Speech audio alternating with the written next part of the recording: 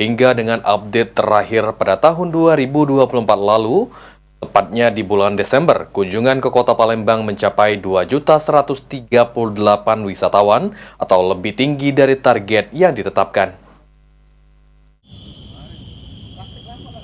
Hal ini diutarakan oleh Kepala Dinas Pariwisata Kota Palembang, Sulaiman Amin. Hingga dengan update terakhir pada Desember 2024 lalu, kunjungan ke Kota Palembang mencapai 2.138 wisatawan atau lebih tinggi dari target di angka 2 juta kunjungan wisatawan. Dengan kenaikan jumlah kunjungan wisatawan tersebut, kontribusi untuk PAD lebih tinggi dari tahun 2023 lalu yang di angka 30%. Pada tahun 2024, kontribusi untuk PAD mencapai 32,7% atau sekitar 352 miliar rupiah yang berasal dari pajak hotel, restoran, hiburan, dan reklame.